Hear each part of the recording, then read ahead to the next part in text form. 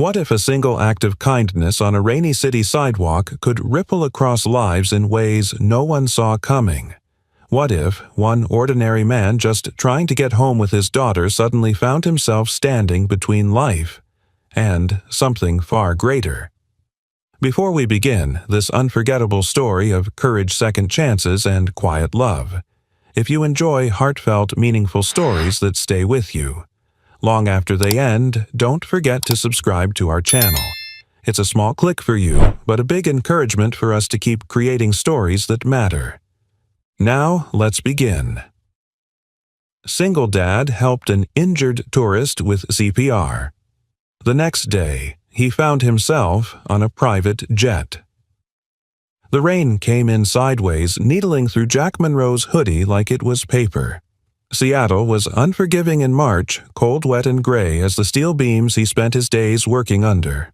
With his daughter Ellie nestled on his shoulder, her breath warm against his neck, he trudged across the slick pavement of Pioneer Square. She was asleep, her arms limp, soaked strands of hair stuck to her cheek. Jack held her tighter and ducked under the glow of a half-lit donut shop sign. He fished out the last $5 bill from his wallet. One maple bar, he told the vendor, forcing a smile. And if you've got a napkin, we'd appreciate it. The vendor gave him a look, half pity, half curiosity, but handed over the donut and a handful of napkins without a word. Jack thanked him and turned toward the bench under the awning, hoping to let Ellie rest a few more minutes before walking home. That was when he heard the scream. It cut through the rain like glass-sharp, panicked female. He spun around. A crowd was gathering near the old bronze statue at the center of the square. People leaned in, gasped, pulled out phones. Jack's instincts kicked in. He knelt and whispered to Ellie, still half asleep in his arms. "Stay here, baby. Sit on the bench and don't move. Daddy's just checking something." The bench was barely dry under the awning, but she nodded and curled up with the donut in her lap, too tired to argue. Jack jogged across the square water, sloshing in his boots. As he pushed through the wall of bystanders, the scene came into focus. A young woman, late 20s or early 30s, lay on the ground, her eyes wide open and unblinking. Her lips were blue. "Does anyone know CPR?" someone shouted. "I think she's having a seizure." No pulse," a man yelled, fumbling with his phone. "Call 911, signal's dead out here." Another barked. Storm knocked out half the towers. Jack's heart pounded. He knelt beside the woman, brushing a strand of soaked hair from her face. She was beautiful in an elegant, timeless way, like she didn't belong on a sidewalk in the rain. But she wasn't breathing, and she had no pulse. "I'm trained," he said sharply. "Step back. Who the hell are you?" a man in a tailored coat snapped. Jack didn't answer. He locked his hands together, fingers laced arms straight, and started compressions. 1, 2, 3, 30. He tilted her head, pinched her nose, and breathed into her mouth. Again. "Come on," he muttered, teeth clenched. "Come on, stay with me." Someone tried to pull him back. "You're not a doctor." "Get your hands off me." Jack barked, eyes blazing. "She's dying." The crowd went quiet. The only sound was the steady rhythm of Jack's hands pounding on her chest and the soft pitter-patter of rain against umbrellas. Minutes passed like hours. His arms burned. His jeans were soaked through. His knees scraped on the pavement. Still he pushed. Then a sound, a shallow, raspy cough. Her chest rose. Gasps echoed around them. Jack froze as the woman's lips parted. Her fingers twitched. She blinked, dazed, and whispered something in a breathy accent barely audible over the rain. "S'il vous plaît?" Jack leaned in. "You're okay. You're safe now. Stay with me." Her eyes rolled back. She passed out again, but she was breathing. A woman with a medical kit finally arrived, pushing through the crowd. "Paramedic. Off duty. Let me in." Jack moved aside, hands trembling. He glanced toward the bench. Ellie was still there, watching from under the awning, clutching the donut like a lifeline. Their eyes met. She smiled at him, that sleepy kind of smile that only children can give. The kind that said, "I knew you could do it. Daddy." Jack felt his chest tighten. Not from the CPR. from something else, something ancient and raw and wordless. The paramedic took over. Sirens wailed in the distance. The crowd began to break apart, some murmuring praise, others glancing back at Jack like he was an alien dropped into their world. He stood up, legs unsteady, water streaming from his clothes. The man in the tailored coat who had tried to stop him avoided his eyes. Jack said nothing. He turned, walked back across the square, and picked up Ellie in his arms. "You okay, sweetheart?" She nodded against his shoulder. "Is she gonna be okay too?" "I hope so," he whispered, pressing a kiss to her damp forehead. They walked into the rain, disappearing into the misty streets of the city. Behind them, the woman on the ground was being lifted onto a stretcher, a mask pressed to her face. Her life returned one breath, one miracle. And Jack didn't know her name, didn't want thanks. He didn't even realize yet that this was the moment, this small, unnoticed moment that would change his life forever. Not because he saved someone, but because someone, somewhere, had seen him, and they would not forget. The morning after the rainstorm, Jack Monroe's one-bedroom apartment smelled faintly of wet socks and yesterday's coffee. The old space heater groaned in the corner like it had arthritis, doing its best to warm the cracked linoleum floors and peeling wallpaper. Jack sat at the chipped kitchen table spreading peanut butter on 2 slices of slightly stale bread for Ellie's breakfast. She sat cross-legged in her pajamas, her tiny fingers drawing swirls in the condensation on the window. Her hair was a wild halo and her voice was a quiet murmur. "Did she make it?" she asked, not looking at him. Jack paused, the knife hovering mid-air. "I think so," he said softly. She was breathing when they took her away.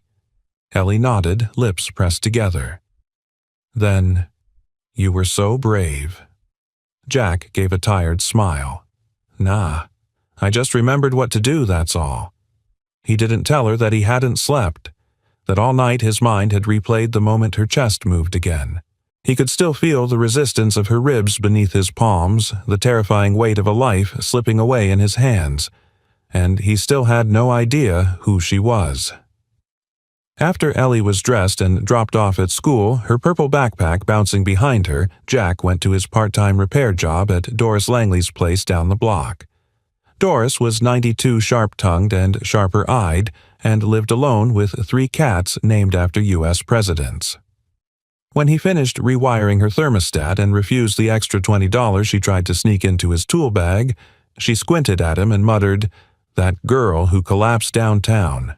That was you, wasn't it?" Jack froze. "Ma'am," she pointed her cane at the small box television on the counter. "Saw it on the morning news. They blurred your face, but I know that posture. That's the way you bend when you lift Ellie." Jack scratched the back of his neck. "I didn't do much. You saved a life, boy. You did everything." He left her house with a bag of day-old muffins and a heart strangely heavier than when he arrived. It wasn't guilt, and it wasn't pride. It was something in between. The discomfort of having done something right in a world where right things were too often ignored. Back home, he dropped the tool bag by the door and kicked off his boots. That's when he noticed the sleek black car idling outside his building. It didn't belong in this neighborhood. The paint gleamed like glass. The rims were spotless. And the woman who stepped out of the back seat, tall striking, dressed in a navy suit that probably cost more than Jack's monthly rent, definitely didn't belong here either. She glanced down at a small notepad, then up at his window with precise certainty. Jack's stomach tightened. A moment later, someone knocked on the door. He opened it cautiously. "Mr. Jack Monroe," the woman asked, her tone firm but polite. "Yes, my name is Mira Talbot. I'm the personal liaison for Camille Durand." Jack blinked. "I don't know that name." She tilted her head. "You saved her life yesterday." His heart skipped. The woman from the square. "Yes. Miss Durand asked me to find you. She would like to see you personally, to thank you." Jack rubbed a hand down his face. "I appreciate that, but I didn't do it for thanks. She insists. I'm not exactly the tuxedo and caviar type. She's not inviting you to a gala, Mr. Monroe. She simply wants a conversation. Behind him, Ellie's voice floated out from the hallway. "Daddy? Who's that?" Jack looked down at her, still in her school shoes, now gripping the doorframe with both hands. Mira knelt slightly, her tone softening. "Hello, Ellie. I heard your dad is a hero." Ellie beamed. Jack sighed. Where exactly would this conversation take place? Mira didn't blink. "You'd be escorted to a private airfield nearby. Miss Durand is currently resting at her Aspen property. She'd like to fly you both there, just for a day or two." He stared at her. "A private jet?" "Yes." Jack laughed, not because it was funny, but because it was so far from his reality that it felt like fiction. "Look, I'm a guy who fixes broken heaters and eats leftover peanut butter sandwiches. I don't fly to Aspen." Mira remained composed. "Miss Durand is not offering a vacation. She's offering her gratitude. She woke up because of you. You changed the course of her life. She would simply like to speak with the man who refused to walk away." Ellie tugged at his sleeve. "Daddy, maybe she's the angel you saved." That stopped him cold. He looked from Ellie's hopeful eyes to Mira's calm gaze. Finally, he muttered, "How soon?" "Tomorrow morning, 7 a.m. He hesitated, then nodded. "I'll arrange everything Mira said. Clothing, accommodations, food. Just bring yourselves." She handed him a small envelope before leaving. Inside, a flight itinerary, a handwritten note that simply read, "For the man who reminded me what breath feels like. Camille." That night, after Ellie fell asleep, curled up beside him on the couch, Jack stood by the window staring down at the street where the black car had been. He wasn't ready for this, but something deep in his gut whispered, "Go." Not for the luxury, not for the mystery, but because sometimes life knocks once, and if you're lucky enough to answer, it might just change everything. The sun hadn't yet broken the horizon when Jack tightened Ellie's jacket zipper and stepped out into the cold hush of early morning. Fog clung low to the sidewalks like reluctant dreams. The limo waited at the curb, same gleaming black paint, same silent driver in a suit that didn't wrinkle. Ellie clutched her worn pink backpack and looked up at her father, sleepy but excited. "Do you think they'll have snacks on the plane?" Jack smiled, brushing a lock of hair from her cheek. "Probably fancier ones than we're used to." She grinned, and the driver opened the door without a word. They rode in silence through the still-sleeping city. Jack watched the familiar streets blur into highways and then into open space. Everything outside looked the same, but inside him something stirred uneasily. Not fear, not hope, something unfamiliar. A ripple. When they reached the private airstrip, Jack half expected armed guards and flashing lights, but what he saw instead was a sleek silver jet parked beside a glass terminal glowing softly in the dawn light. It was quiet, polished, untouched by chaos. Mira Talbot met them at the entrance, clipboard in hand, composed as ever. "Good morning, Mr. Monroe. Miss Ellie." Ellie offered a sleepy wave. Jack nodded, clutching his duffel bag like armor. Mira led them to the base of the stairs. "You'll be the only passengers. The flight to Aspen will take just under 2 hours." "Only passengers?" Jack asked, eyebrows rising. Mira gave a small professional smile. "Miss Durand prefers privacy." At the top of the steps, a flight attendant with a smooth French accent welcomed them aboard. The interior was nothing like Jack imagined. It wasn't golden or gaudy.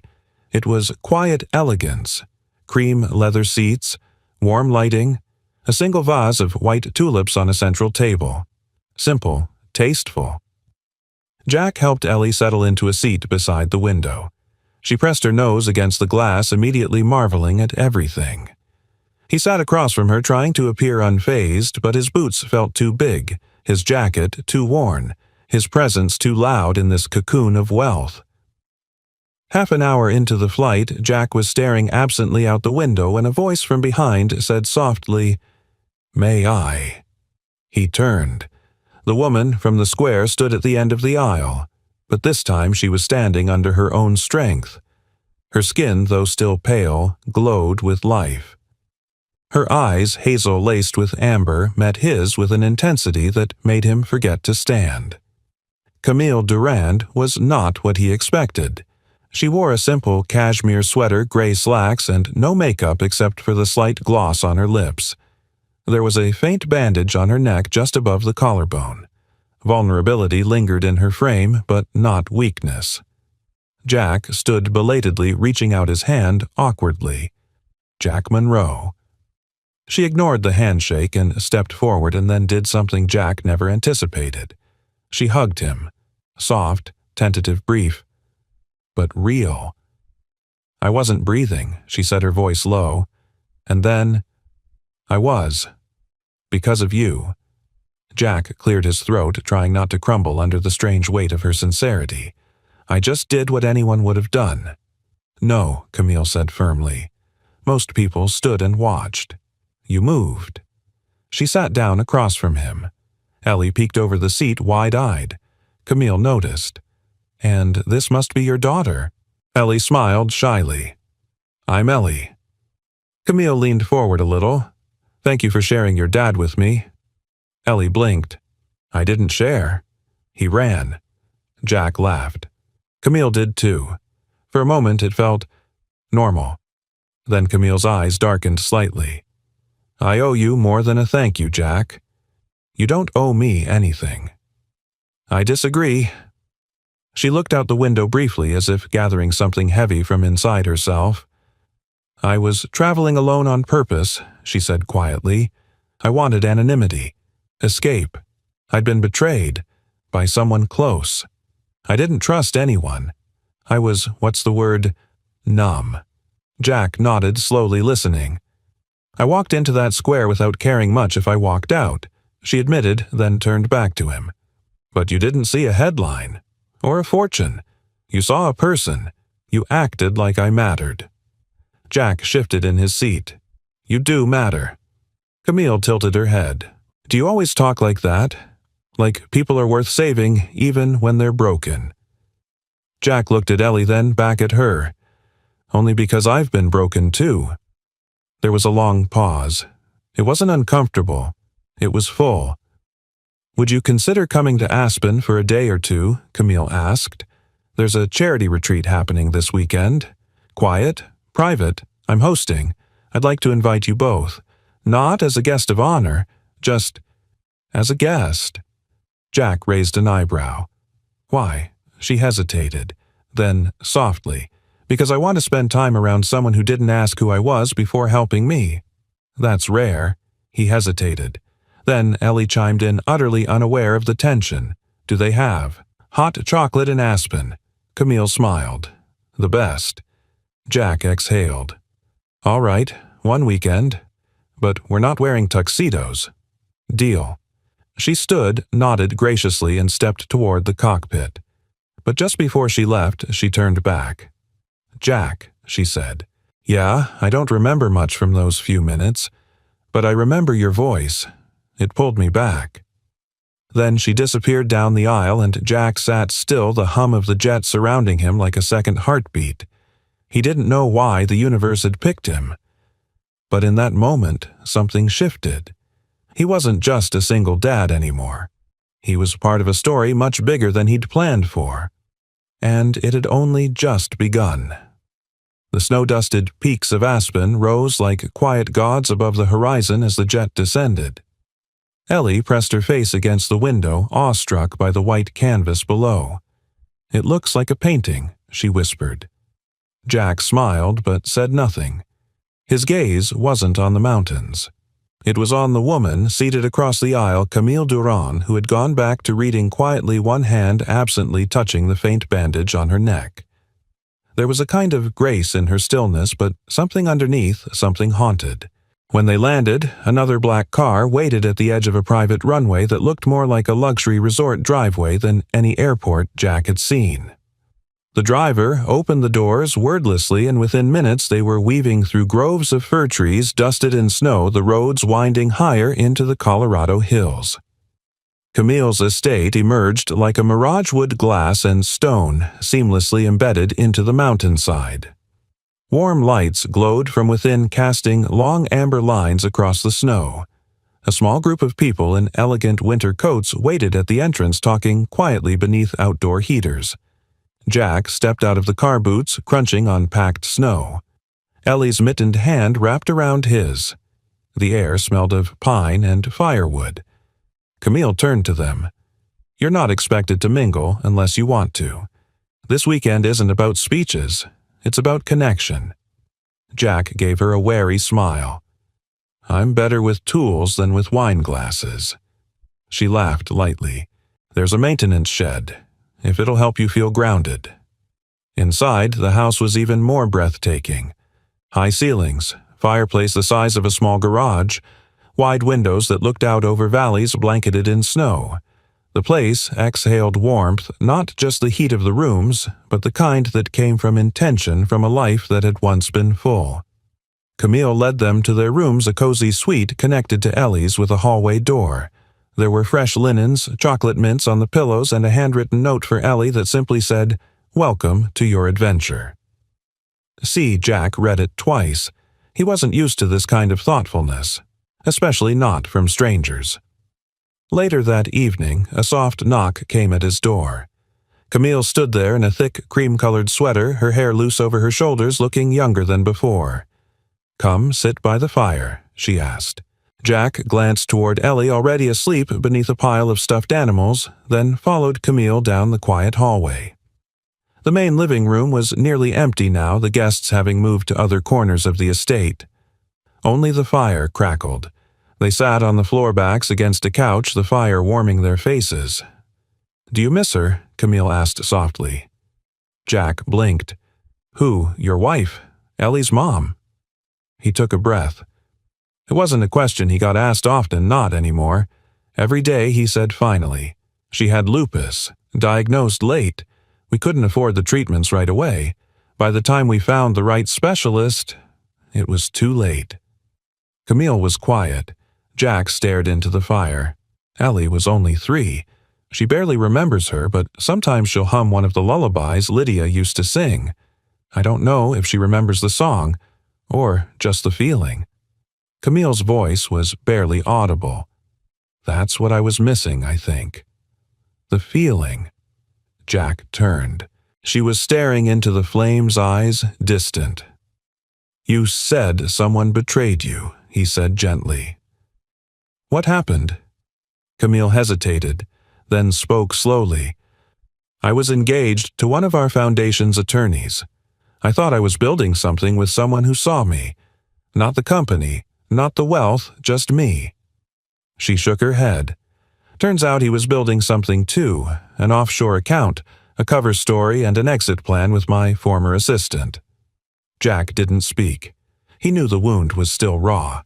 I stepped down from the board for a while, told the press it was stress, told myself it was strategy. Her laugh was bitter.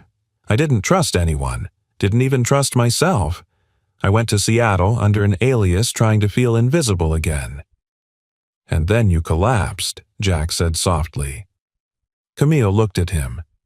"And then I woke up." To a stranger pounding life back into my chest. And when I opened my eyes, the first face I saw wasn't panicked. It was steady. It was yours. They sat in silence for a long time. Outside the windows, snow began to fall gently. "You're not invisible," Jack said after a while. "Not to people who see past the noise." She turned to him. "And you're not small. You think you are, but you're not." Their eyes locked, nothing romantic yet, but something was taking root. A recognition, a quiet ache to be seen. Understood. Camille exhaled. "Would you stay for the gala tomorrow night?" Jack smirked. "I didn't bring anything fancier than jeans." She smiled. "Then it'll be the best-dressed pair of jeans Aspen's ever seen."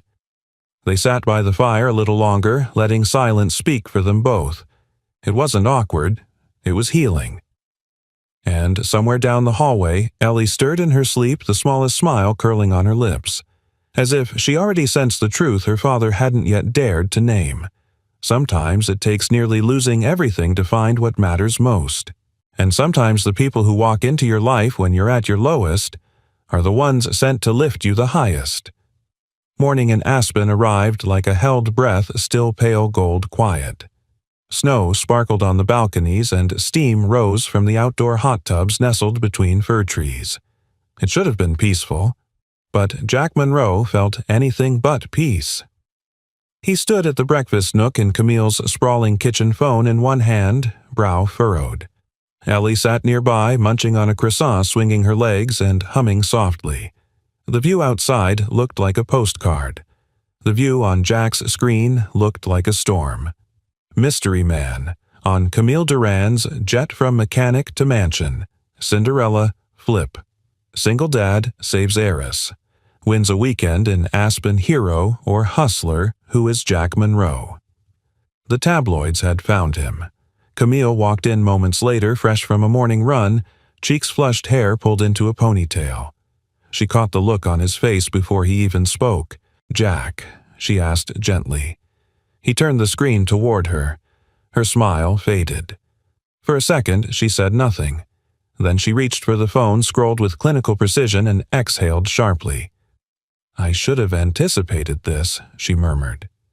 They were quiet after the accident. But a jet, a single dad, it's the perfect clickbait storm. Jack folded his arms, trying to keep the anger out of his voice. "They found out where Ellie goes to school. There's a photo of her and me from 3 months ago leaving the grocery store." Camille paled. "I'm so sorry, Jack.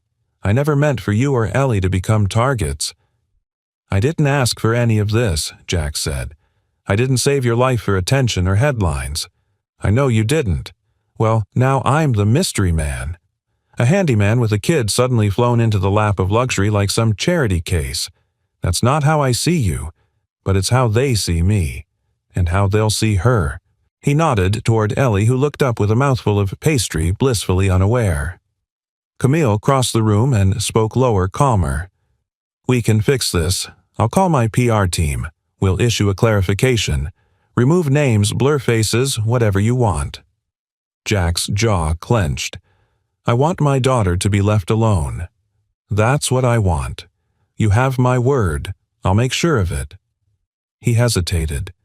"Maybe we should go, before it gets worse." But Camille stepped closer, her voice urgent now. "Please, don't let them scare you away from something good." He blinked. "What is this, Camille?" Her eyes softened. "Something rare." Before he could respond, Mira appeared at the entryway with a tablet in hand and a grave expression. "Camille," she said carefully, the stories spreading faster than expected. "3 national outlets have picked it up. Your name is trending. So is Jack's. And Ellie's first name was mentioned in one segment." Jack's hands curled into fists. "I'm pulling the story down," Camille said instantly. "I'll throw the lawyers at them." Mira hesitated. "There's another option. A press statement. Your voice. Get ahead of the narrative. Frame it the right way." Jack shook his head. "I didn't come here for interviews." Camille turned to him, quiet but firm. "I can handle this, but you need to trust me." He studied her. She wasn't the woman from the sidewalk anymore. She was standing strong, spine, straight eyes, clear not just as someone saved, but as someone trying to protect. And for the first time since yesterday, Jack didn't feel powerless. "I trust you," he said finally. Camille nodded once, then turned to Mira. "Schedule a controlled interview. No tabloids. Someone reputable." Mira gave a brisk nod and left the room. Ellie wandered over and tugged at Jack's shirt. "Are you mad, Daddy?" He knelt beside her. "No, sweetheart. I'm just tired of people talking like they know us." She tilted her head. "But they don't know that you sang me lullabies every night when Mommy went to heaven, or that you fixed our heater with a spoon." Jack blinked, caught between a smile and a tear. "You're right," he said. "They don't.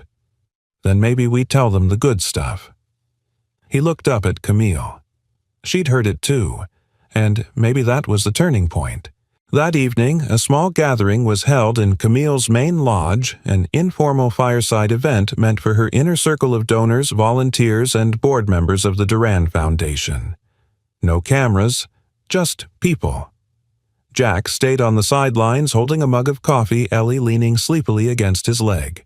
He felt like a barn cat in a room full of show dogs.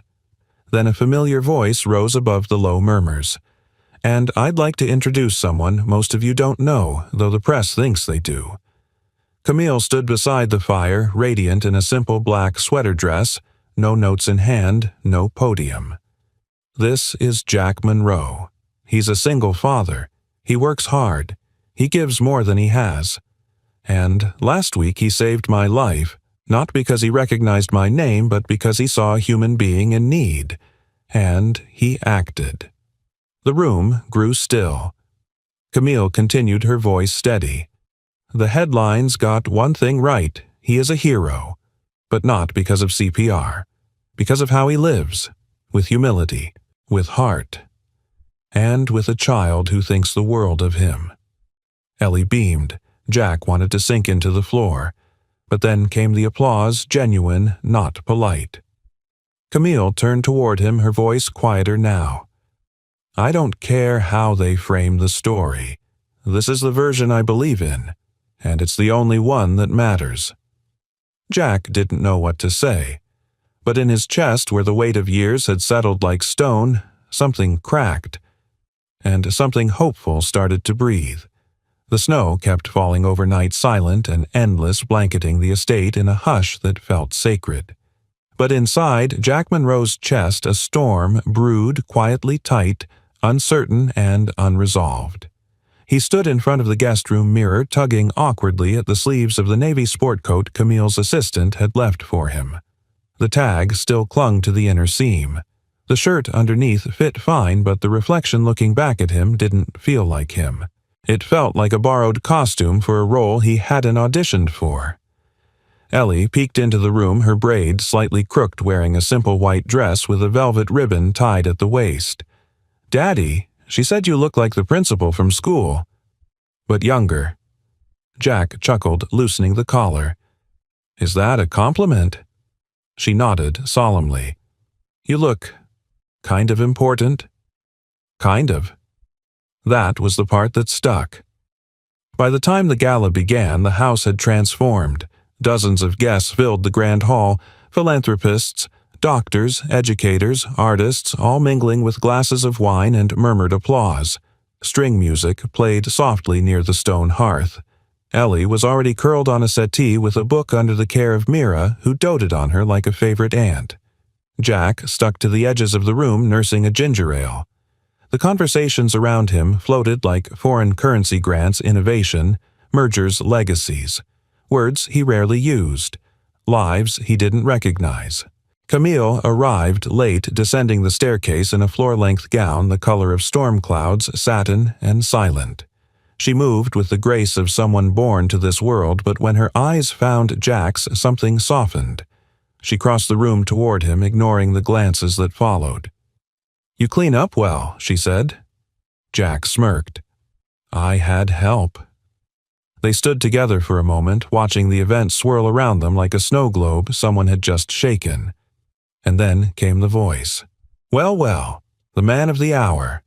Jack turned to see a tall, sharp-featured man in a tuxedo approach, grin. Too wide, handshake, too eager. "Marcus Ashford," he said. "PR consultant, also occasional cynic." Jack took his hand reluctantly. "Jack Monroe." Marcus leaned closer. "Between us, you've got one hell of a redemption arc. Blue-collar dad meets heiress. It's practically Oscar bait." Jack froze. "Excuse me," Marcus winked. "Oh, don't worry. They'll eat it up. I mean, I can already hear the podcast titles, The Man Who Fixed the Furnace and Her Heart." Camille's eyes narrowed. "That's enough, Marcus." But the man wasn't done. "Tell me, did the producers already call? Or are we still waiting for the bidding war?" Jack's voice came low and cold. "You don't know me." Marcus raised his hands mockingly. "Whoa, touchy." Jack stepped back. "I need air." He left the room without another word, pushing past waitstaff and murmurs. He found the terrace door and stepped outside where the mountain air hit him like a wave, sharp, clean, real. The snow had eased into flurries. Below, aspen twinkled like a jewel against the dark hills. Jack leaned on the railing, jaw tight. The words echoed redemption arc, podcast, Oscar bait. He hadn't come here for any of that. Jack Camille's voice came behind him.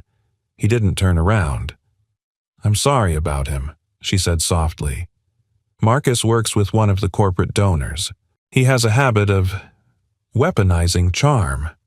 Jack stayed quiet. She stepped beside him. "You're not a character, Jack, and this isn't a fairy tale." "I know that." Jack shook his head. "I don't belong here." "Yes, you do." "No," he said, turning now. "You say that, but look at what happens the second someone like me walks into your world. I become a headline, a punchline. I get dissected, judged. You saved my life. That's not enough to make me fit in." "You don't have to fit in," she said, voice rising. "You just have to be here. With me. With Ellie." Jack's eyes darkened. "You think this is about Ellie?" Camille took a breath. "Isn't it? You've kept the world at arm's length because of her. Because you think if anything good touches your life, it'll disappear. Like her mother did. That hit hard." Jack stared at her. Camille's voice broke. "You saved me, Jack, but you won't let anyone save you." He looked away, chest tight. "I can't afford another loss. I have a daughter who already lost her mother. She doesn't need a fairy tale.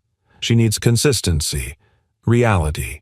And reality is," Camille said gently, stepping closer, "that people like me can bleed, can fall, can be pulled back into life by a man who smells like engine grease and sings lullabies off-key.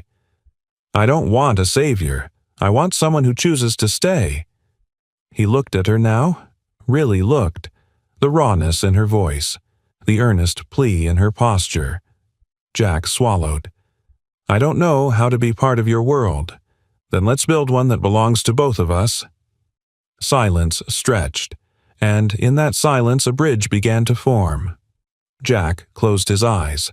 The wind tugged gently at his coat, and then he nodded just once. Camille exhaled almost in relief. Inside, the music continued. But outside, beneath the stars and snow, something had shifted. They weren't strangers anymore. They were survivors. And perhaps, if the world could be cruel enough to bring them both to the edge, it could also be kind enough to give them somewhere to land. The next morning, the house was quiet in that gentle way all big places are when the crowd has thinned and only the heartbeat remains. Most of the guests had already left. The gala was over. The snow was melting under a weak Colorado sun, and Jack Monroe stood in the library holding a cup of coffee he hadn't yet touched. The fire crackled beside him. His eyes traced the spines of books he hadn't read and probably never would. Titles about art philosophy, global health. None of them had anything to do with fixing things, and that's what he knew, how to fix what was broken. What he didn't know was how to fix this quiet ache inside him. The door creaked open. Ellie stepped in, her face unusually serious, hugging a stuffed rabbit against her chest. Jack immediately straightened. "Hey, Peanut, you okay?" She hesitated. "Can I ask you something?" "Anything." She crossed the room slowly and climbed into the leather chair beside his. "Are we poor?" The question landed like a rock in his chest. He blinked. "What I heard the fancy man at the party, the one with the bow tie, he said we didn't belong here, that we were charity." Jack set his coffee down. "Ellie, is that true?" Her voice didn't waver, but her hands gripped the rabbit a little tighter.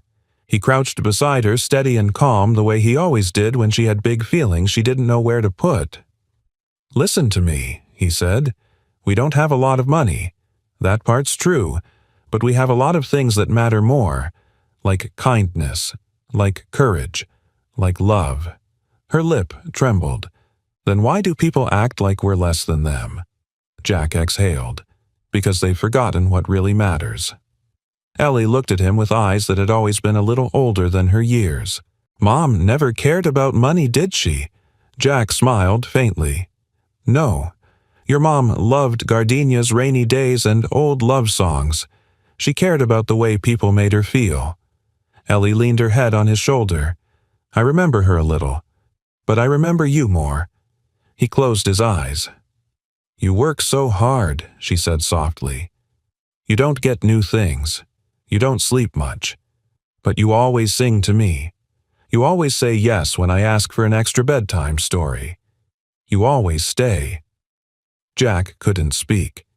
And I don't want you to think I need someone like Camille to fix our lives, Ellie continued. You already fix things, Daddy. You fix hearts. Jack's throat tightened, a lump forming he couldn't swallow down. She's nice, Ellie added quickly. I like her. She listens, and she smells like vanilla and flowers. Jack chuckled through the ache. But even if she goes away one day, Ellie said, I just want you to be happy again. You've been lonely, even when you smile. That shattered him. Not in a way that broke him, but in the way a frozen lake breaks when spring finally comes. He pulled her into a hug and held her tightly, one hand cupping the back of her head. I'm not lonely with you, he whispered. I know, she said, but you don't always let people help. You should. Later that afternoon, Jack found Camille on the back patio, bundled in a thick shawl, sipping tea and gazing out at the mountains. Her eyes tracked him as he approached, quiet and thoughtful. You look like you've been somewhere, she said. I was, he replied, inside my daughter's head. Camille smiled gently. Wise place to be. She said, I fix hearts. She's not wrong. Jack sat beside her. You know what scares me? That you'll fall for me, and I'll break you. He blinked. Well, that wasn't exactly what I was going to say. She grinned. But it's on your mind. He sighed, rubbing a hand over his face. I'm not good at changing tracks. I've been on survival mode for so long I forgot what it felt like to just be, to let someone in. Camille looked down at her hands, turning her teacup slowly. I used to be surrounded by people. Meetings, applause, appearances, but no one really saw me. Not the real me. I didn't even know who that was anymore. She looked up at him. Then I collapsed in a square. Died, technically. And came back. To a man who didn't know my name but called me back anyway. Jack shook his head. I didn't save you. You came back because you wanted to live. No, Jack. Her voice dropped to a whisper. I came back because for the first time someone asked me to stay. Silence wrapped around them like a warm blanket. I'm afraid, Jack admitted. So am I, Camille replied. But fear means there's something to lose, and I think we both deserve something to hold on to. They didn't kiss, not yet, but their hands found each other's fingers, brushing, then clasping. And in that quiet moment beneath the snowy peaks and between two wounded souls, something powerful took root. Not rescue, not romance, but the slow, brave beginning of healing. That night, as Ellie drifted to sleep with the stuffed rabbit tucked under her arm and Jack humming an old lullaby, she didn't know the words to Camille, watched from the hallway, quiet, unseen. And for the first time in a long time, she wasn't thinking about her inheritance or legacy or the headlines. She was thinking about that little girl, and the man who never once walked away, and the terrifying, beautiful thought that maybe, just maybe, she had finally come home. The Durand Foundation's Winter Gala had always been a polished affair, crystal chandeliers, Lev string quartets, speeches curated to perfection. But this year, something felt different. Not because the room was less grand, it wasn't. Not because the donors were fewer, they weren't. It was different because Camille Durand had changed. She stood backstage in a quiet hallway just off the ballroom wearing a deep emerald dress that shimmered like pine needles in moonlight. Her fingers fidgeted slightly with the edge of a note card she hadn't intended to use. Across from her, Jack waited in his modest charcoal jacket freshly pressed by Mira's team. They weren't there for the optics anymore. They were there because something bigger was blooming between them within them, and now maybe for the world to see. Camille turned to Jack. "Are you sure you're up for this?" He raised an eyebrow. "You mean the speech? Or walking into a room where half the people think I'm your midlife crisis?" She almost laughed, but the truth in his tone stung. "That's not what they think." He glanced at the crowd visible through the curtains. "Some of them do." "Then let them," she said firmly. "Because I know who you are." Jack paused. "I'm not good at public things." She stepped closer, her voice low and calm. "Just speak like you do to Ellie. Speak like no one's watching but her." That stilled him. Mira peeked through the curtains and nodded. "It's time." Camille took a breath, then walked out first. The crowd hushed as she reached the stage. The room, bathed in gold and amber lighting, held nearly 200 people, some donors, some press, some friends. But all eyes were on her. "Good evening," she began. "Tonight you were expecting the usual recap of our foundation's milestones, grants-funded programs, launched statistics delivered with flair." She smiled lightly. "But instead, I'd like to introduce someone who represents the why behind all those numbers." She turned toward the curtain. Jack stepped out. He didn't stride or pose. He simply walked like a man who'd never expected to be on a stage, modest, calm, and real. He wore no tie. He carried no notes, just his hands in his pockets and his heart in his eyes. He looked out at the crowd, then down at Camille. She nodded once. Jack adjusted the mic, cleared his throat. "I'm not here because I belong in a room like this," he said honestly. "I'm here because one day in a city square I saw someone collapse, and I couldn't walk away." A quiet ripple moved through the audience. "I'm a single dad," he continued. "A guy who fixes broken things, mostly heaters and refrigerators, sometimes toys that have been stepped on too many times. I've made a lot of mistakes. I've missed payments. I've eaten cold soup for dinner more times than I care to count." He glanced toward where Ellie sat beside Mira, dressed in a pale blue dress, legs swinging. She smiled at him, and he smiled back. "But I've never missed a bedtime story, and I've never let my daughter go to sleep wondering if she mattered." The room was still. When Camille fell, there wasn't time to think about who she was. She wasn't a billionaire or a headline. She was just a woman who'd stopped breathing. And I did what I knew to do, not because I'm a hero, but because I couldn't imagine her daughter, if she had one, losing her like mine lost her mom. Gasps echoed. A few wiped their eyes.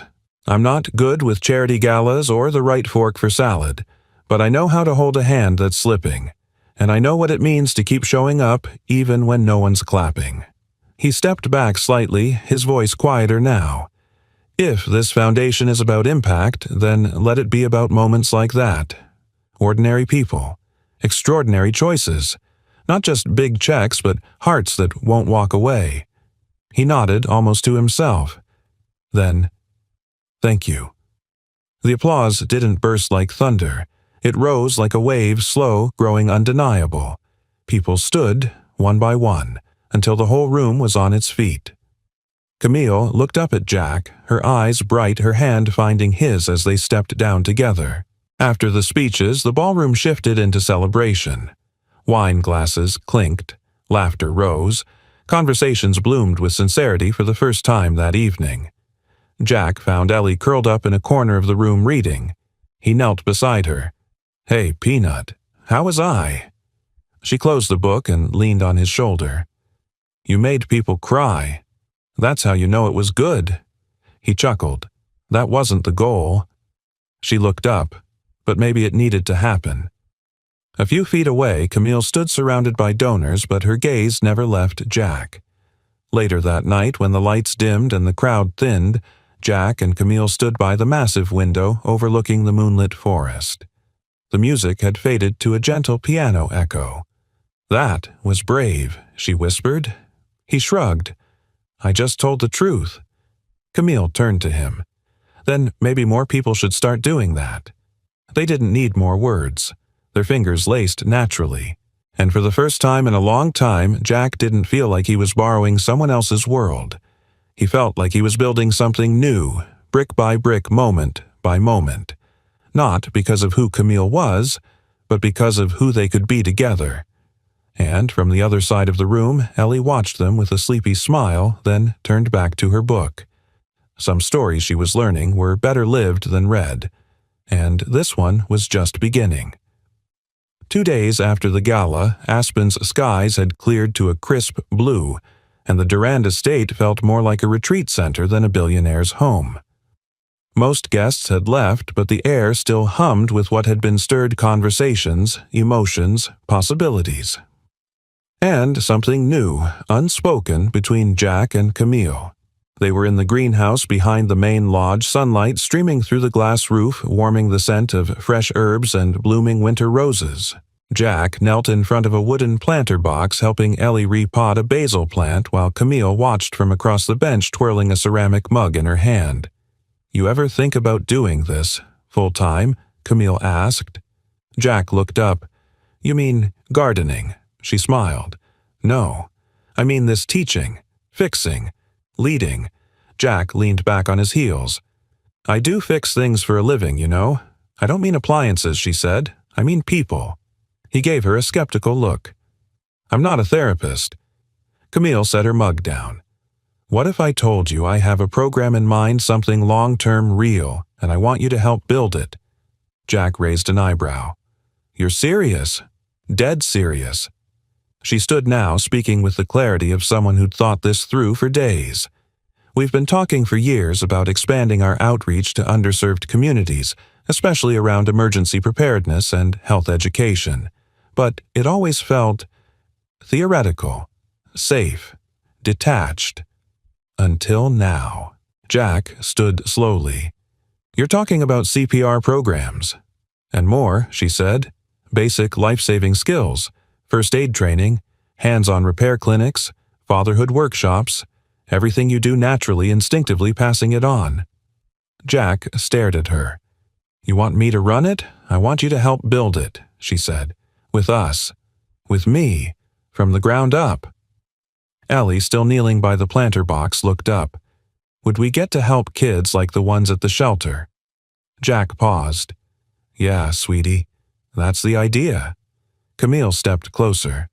"I can fund the infrastructure, but I don't want this to be another Durand headline.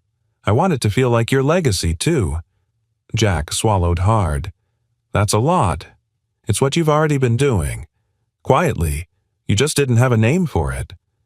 He looked down at his hands, calloused, worn, steady, then at Ellie, now gently patting soil around the new roots. And finally at Camille, eyes steady, offering not a handout, but a hand in. "What would it look like?" he asked. She lit up. "A pilot program in Seattle. You'd choose the location. We bring in volunteers, training teams, build a mobile unit eventually. We call it Every Breath Counts." Jack chuckled. "That sounds like something my daughter would come up with." Ellie clapped. "I love it." He turned back to Camille, the smile softening. "You've thought of everything." She shook her head. "Not everything, just the parts that matter." Silence settled between them, but it was warm, not awkward. Jack nodded slowly. "Let's do it." Camille blinked. "Really?" He took a breath. "It's terrifying. But maybe that's how I know it's right." That evening, they returned to the main lodge where Mira had set up a small celebratory dinner, just the three of them and a few staff who had become like family over the past week. Nothing fancy roast chicken cornbread, homemade lemonade. After dessert, Ellie got up and presented Camille with a drawing done in marker on hotel stationery. It showed a cartoon version of Jack fixing a big red heart with a wrench, Camille standing beside him with a clipboard, and Ellie handing out chocolate chip cookies to smiling kids. At the top, in big crayon letters, it read, "The Fix-It Team." Camille laughed through a tear. "I'm framing this." "You better," Ellie said proudly. "It's the first draft of our logo." They all laughed, and for a moment there was nothing complicated between them, just joy and warmth and the quiet miracle of belonging. After Ellie went to bed, Jack and Camille stepped outside, bundled in coats, leaning on the railing that overlooked the glowing slope of aspen below. "She believes in this more than I do." Jack said, his breath visible in the cold air. "She believes in you," Camille replied. "And so do I." Jack was quiet for a long moment. "I didn't think this was possible." "What this?" he said. "A life that doesn't feel like holding my breath all the time." She looked at him gently. "That's what this is about, isn't it? Every breath counts. It's not just about CPR." Jack nodded. "It's about choosing to live, not just survive." Camille's hand found his, and this time it didn't feel uncertain. It felt earned. Later that night, Jack watched Ellie sleeping peacefully, her arms around her stuffed rabbit. He closed the door softly and turned to find Camille waiting in the hallway. "I'm scared," he said honestly. "So am I," she admitted. "But I want to try." "Then let's try." He stepped toward her, heart pounding, and kissed her gently, reverently. Not a fairy tale kiss. A real one, full of questions and hope and all the healing they still had left to do. When they finally pulled apart, Camille whispered, "You just made your first bold move as co-founder." He smiled. "I'll take it." And somewhere in the quiet corners of that Colorado night, the past softened and the future began to hum. Because every breath really did count, and some were meant to be taken together. 3 weeks later, Seattle was its usual gray self, rain glistening on sidewalks, traffic humming like a tired lullaby. But inside the modest community center in the Rainier Valley neighborhood, something new was taking root. Jack stood in the middle of a gym-turned-training space, watching as a dozen kids ages 11 to 16 practiced chest compressions on CPR mannequins. Ellie sat with a girl her age, teaching her how to count out loud. The girl had lost her brother in a bike accident the year before. She wanted to be the kind of person who could save someone. Jack's heart swelled. He hadn't felt this kind of peace in years. "First class is a success," came Camille's voice from behind him. Jack turned and grinned. She looked out of place in her tailored coat and heels, but she wore it all like armor, and these days he knew what was beneath it. The woman who'd fought back from silence, who'd traded luxury for meaning. "It's more than a success," he said. "It's the first time I've seen some of these kids smile since they walked through the door." Camille looked around. "This place matters." Jack nodded. "We've only scratched the surface. There's still a whole city out there. You know, she said we could take this model nationwide. Start with 5 cities, build a volunteer network." He chuckled. "You never think small, do you?" "Not when I see something real." Just then, Ellie ran up with a flyer in hand. "Daddy, Miss Camille. Look, they want me to help at the booth next Saturday." Jack looked down. The flyer read, "Community Preparedness Fair. Every Breath Counts Pavilion. Kid Ambassadors, welcome." Camille knelt beside her. "That's a pretty big job." Ellie's eyes sparkled. "I want to do it. I want people to know what we're building." Camille smiled. "Then you're already doing it." Jack placed a hand on Ellie's shoulder. "Go grab your things, Peanut. We're heading home soon." After she dashed off, Camille's expression softened. "She's blooming, Jack. You both are." He looked down, voice quiet. "There was a time I thought this life, this kind of joy, wasn't meant for me." Camille's eyes searched his. "Do you still believe that no?" He met her gaze. "Because you've made room for me in a world I never imagined myself entering." "You walked into it," she said. "I just left the door open." They were quiet a moment.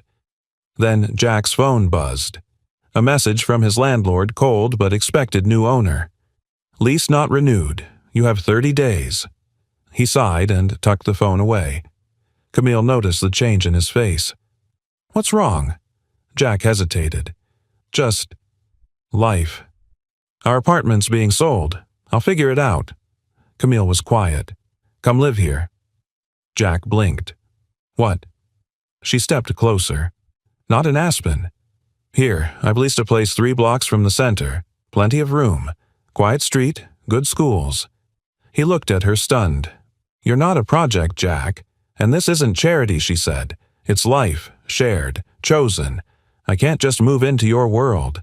Then, don't, she said. Move into ours. Jack looked away for a moment, then back to her. I'm scared I'll lose it. Camille reached for his hand. Then hold it tight. Let's build something no one can take. Jack stared at her, and in her eyes he didn't see pity or rescue. He saw home. That weekend, they packed what little they had. Jack's old truck groaned under the weight of boxes, but Ellie made it a game naming each box like a pet. The last one, labeled Memories, rode up front with her. Their new place wasn't grand, but it was warm, bright, the kind of space that echoed with possibility. Camille was waiting when they pulled in holding a set of keys and a bag of takeout from the diner around the corner. That night they sat on the floor, no furniture yet, eating burgers and watching Ellie build a fort out of boxes. Camille turned to Jack. You know, I never imagined my life looking like this. Neither did I. But now I can't imagine it any other way. Jack leaned over and kissed her slow, certain, full of quiet fire. Ellie peeked from behind her box fort. You, she giggled. You guys are weird. Camille laughed. We're just happy. Same thing Ellie said. Later, as the house quieted and Ellie drifted to sleep in her new room, Jack stood on the porch with Camille watching the rain mist across the street lamps. I was just a guy, he said, trying to get home with a donut and a sleepy kid. And then the world shifted. Camille wrapped her arms around his waist. You weren't just anything.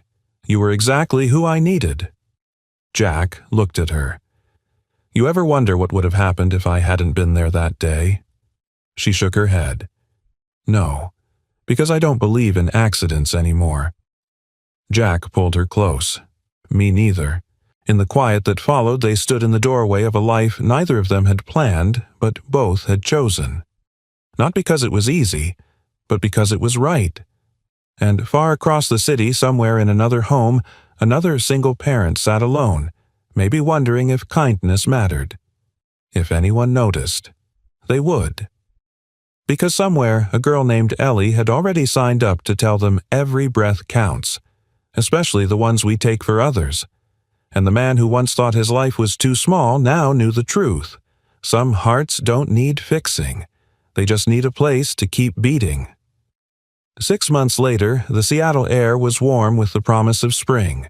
Children laughed in the distance, chasing bubbles and paper kites near the edge of Jefferson Park. The cherry trees were beginning to bloom, quiet pink explosions lining the sidewalks outside the newly repurposed community center that now bore a brass plaque above the door. Every breath counts initiative. In honor of those who stayed when it mattered most. Inside, the gymnasium pulsed with life.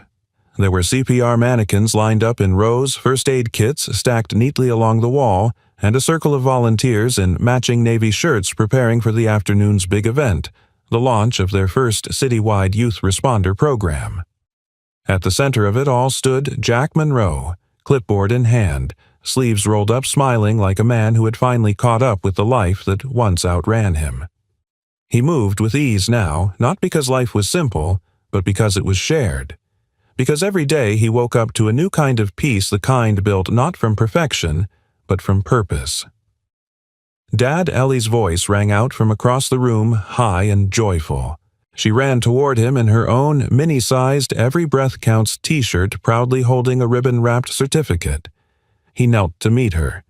You finished the full responder level already? Yup, she beamed. I passed everything, even the Heimlich test. Jack's eyes softened. You're officially more qualified than I was when I saved Camille. Don't worry, she whispered. I'll back you up next time. He pulled her into a hug, heart full. In the hallway, Camille stood beside a small team of foundation partners finalizing notes for the press. But her eyes kept drifting back toward Jack and Ellie like they were a fire she never wanted to stray far from. She no longer wore the armor of image. Her elegance remained, but now it glowed with something quieter, something earned. Mira leaned in beside her. "This is the best thing we've ever built." Camille nodded, "And the only thing that's ever felt real all the way through." Mira smiled. "You should tell them." "I plan to," Camille replied, already stepping toward the gym. That afternoon, as folding chairs filled with local families and city leaders, Camille took the stage under a modest string of lights. Jack stood off to the side with Ellie arms loosely crossed, waiting to see what she'd say. 6 months ago, Camille began. I was lying on a sidewalk in Seattle. I had no pulse. I had no breath. I had no direction. The room grew still. And then someone who wasn't paid to care, who didn't know my name, gave me all 3 back. She glanced at Jack. He blinked slowly, swallowing emotion. His name is Jack Monroe. He's a father, a mechanic, a man who showed me that love isn't always loud, it's steady, and sometimes it shows up in the form of calloused hands and quiet courage. A tear slipped down someone's cheek in the second row. Camille continued, voice strong. This program, Every Breath Counts, isn't about celebrity or philanthropy. It's about you. It's about neighbors saving neighbors, fathers teaching daughters, communities learning that their power comes from their people. She looked down, then up again with a soft smile, because sometimes one act of kindness doesn't just save a life, it creates one. The applause was instant, standing, roaring, heartfelt. Jack didn't move right away, but Ellie tugged his hand. "Go." He stepped up beside Camille. She turned to him and without a word passed the mic into his hand. Jack cleared his throat. "I never thought I'd stand in a room like this. Honestly, 6 months ago, I was just trying to keep the lights on and get my kid to school on time." Laughter rippled gently through the crowd. But something happens when you realize your story matters, not just the survival parts, but the why you keep going. This center, these people, they gave me back the part of myself I'd forgotten I had. He looked toward Ellie. She reminded me. Every night when I sang the lullaby her mom used to hum, when she told me I was already enough. Jack paused, then turned toward Camille. And Camille, she didn't just come back to life on that sidewalk. She came into life. She chose not just to survive, but to build. He looked out at the audience. And now, it's our turn. The crowd rose again, this time, slower, deliberate. A standing ovation that wasn't about fanfare. It was about truth. That evening, after the guests had gone and the sun began to dip behind the city skyline, Jack and Camille stood on the center's rooftop garden where Ellie danced among potted herbs and wildflowers. The city glowed below. "I still can't believe this is real," Jack murmured. Camille leaned into him. "Believe it. You made it real." He looked at her, wonder still in his voice. "Do you think we'll keep going, that we can make this last?" She didn't hesitate. "We already have." He turned, took her hands in his. "Camille Durand, you were the breath I didn't know I needed." She smiled. "Jack Monroe, you were the silence I didn't know needed breaking." And then beneath the sky where their stories first collided, they kissed, quiet, deep, whole. A promise made not of words, but of presence. A few feet away, Ellie twirled her laughter, floating up like music. And in that moment, life didn't need to be perfect. It just needed to be lived with love, with grace, and with the knowledge that even one breath, one act, one person can change everything. We'd love to hear from you. Where are you watching from, and what part of this story touched you the most? Share your thoughts in the comments below. We read every one of them. If this story moved you, inspired you, or simply made you feel something real, please consider subscribing to our channel. Your support means the world and helps us continue bringing powerful human-centered stories to life. Thank you so much for watching. Until next time, take care, stay kind, and remember, every breath counts.